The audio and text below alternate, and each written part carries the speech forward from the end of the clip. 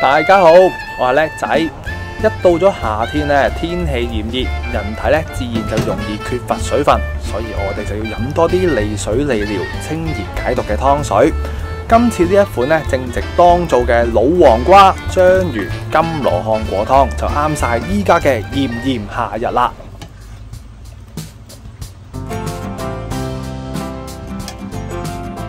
一開始我哋就先浸咗啲綠豆同埋赤小豆先，洗乾淨，浸4-5個鐘頭就差唔多噶啦。咁如果浸過夜又得唔得呢？梗係得啦。不過雖然咧就會出味啲啊，但係煲出嚟嘅湯水咧就會比較上係多沙咗啲。咁綠豆多數就用嚟清熱解毒同埋消暑用噶，而赤小豆就有利水除濕、消腫解毒嘅功效。所以好多時候咧都會見到綠豆同埋赤小豆咧都會一齊並用，就可以加強祛濕排毒嘅效果啦。章魚缸究竟點樣處理先至為之乾淨企理呢？我哋一齊嚟探討下。處理嘅時候，我就會先用生粉水咧散佢一轉，先至再去浸水噶。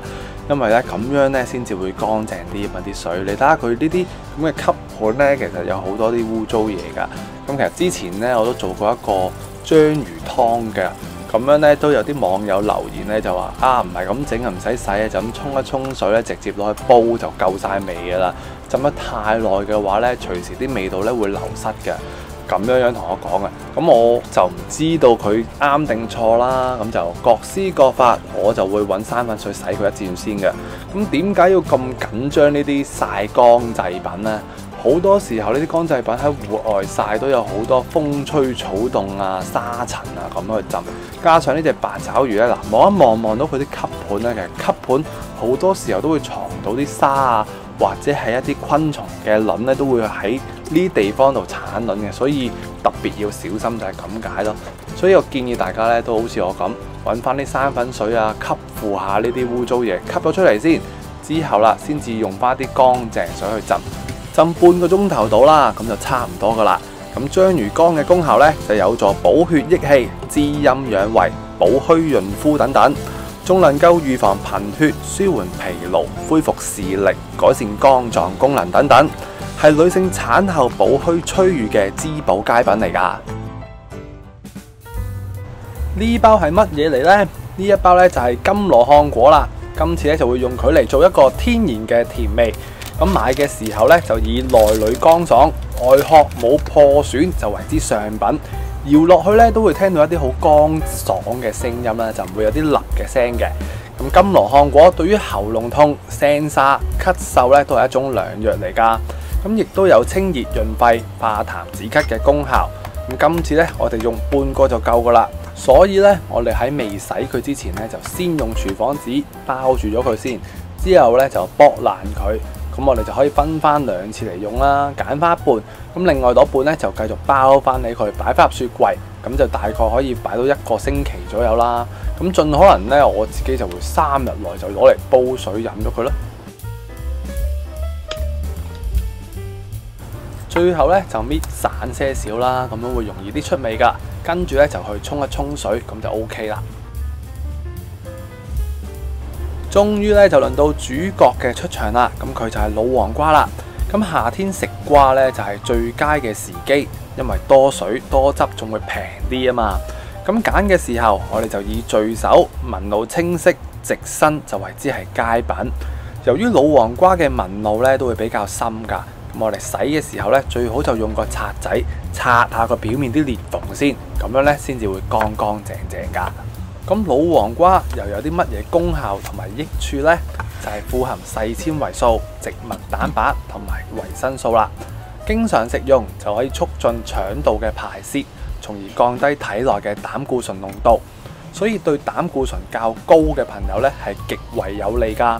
另外，老黃瓜含有丙醇二酸啊，叫做可以抑制糖類轉化成脂肪，所以咧對減肥亦都係起到一個良好嘅作用嘅。除此之外，仲可以抗癌、增強免疫力、延年益壽、抗衰老等等嘅。所以夏天食老黃瓜咧，真係一個明智嘅選擇嚟㗎。處理嘅時候最緊要咧就係將啲囊核都要刮清佢，因為呢啲囊核咧煲出嚟就會有啲酸嘅味道㗎啦。同埋咧建議大家切嘅時候咧都要切翻大件些少，寧願大件咧都唔好話切得細件，因為咧你見出邊啲茶餐廳啲老火例湯，成日都煲呢個老黃瓜湯，得陣皮筋俾你就係咁解啦。因為老黃瓜一煲就用晒，乜都冇噶啦。想好味啲，我哋就加翻件靚嘅豬展肉。咁點先至為之好呢？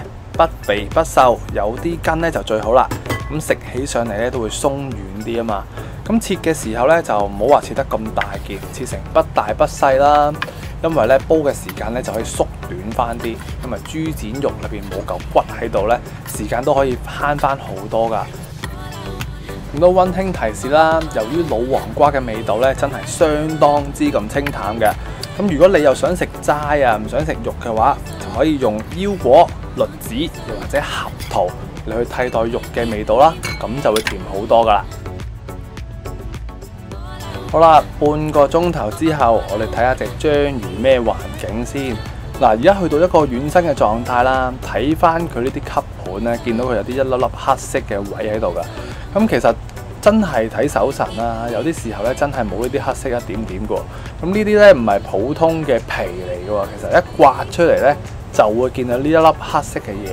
所以有啲時候啲網友點樣講就自己嘅事啦。咁我哋知道有呢啲嘢，咁可以洗得乾淨啲，咪洗乾淨啲咯。OK， 嗱，各施各法。咁最緊要食得安心安全嘅啫。之後咧，咁我就會再落多一次生粉去再散嘅。咁如果你喺個盤度咧，其實都散得唔係咁乾淨，我哋咧就可以放翻喺塊砧板度嚟散，咁就最好啦。之後咧就將佢切成條狀就 OK 可以噶啦。跟手咧就例牌將啲章魚同埋呢個豬展咧都輕輕出一出水。今次咧就會用個細煲嚟煲，因為咧就會順手啲。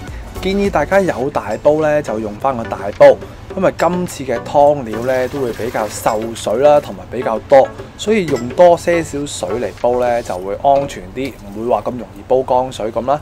咁我就先落咗2000毫升水先，所有食材咧跟手都放晒入去，除咗章魚之外。好啦，加晒啲湯料咧，就啱去到粒滴嘅下邊，咁就加多500毫升水就啱啱好啦。咁所以有啲湯嘅材料咧，真係多咗啲嘅，有啲時候就要自己慢慢因翻條數啦。咁今次嘅總水量總共就係2500毫升水嘅。一邊煲湯嘅時候咧，我哋喺側邊咧就落翻些少油啦，咁就用翻個中細火，就慢慢咁去煎香隻章魚乾。只要你煎到佢香呢，咁佢嘅章魚味道咧就會出好多噶啦。因為好多朋友咧都淨係洗乾淨咗就直接抌落去煲湯，嗰個章魚嘅味道咧就唔會咁出噶啦。咁有機會就試下啦，味道咧真係相差好遠嘅。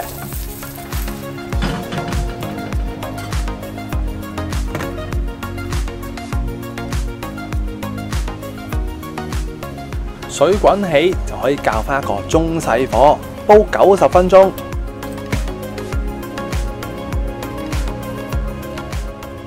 喺最後嘅15分鐘，我哋又係例牌加翻少少鹽落去調下味，咁就大功告成噶啦。好啦，未曾開蓋呢，其實嗰陣章魚味咧都好濃烈，開咗蓋呢，就更加上係不得了啦。咁呢一款湯呢，其實真係非常之咁滑口噶。咁最緊要咧，其實就係喺浸啲綠豆啊、赤小豆嘅時候咧，就未必下下都要浸過夜噶。咁呢煲湯煲出嚟咧，先至清得嚟，又唔會話咁多起沙嘅沙口感覺啦。咁望咧，有時你都會望到啲豆咧，仲係保持住一粒一粒圓粒咁噶，咁就有啲咬口。同埋啲瓜咧，我哋係有肉噶，出邊食嗰啲例湯咧，就真係得翻塊皮啊。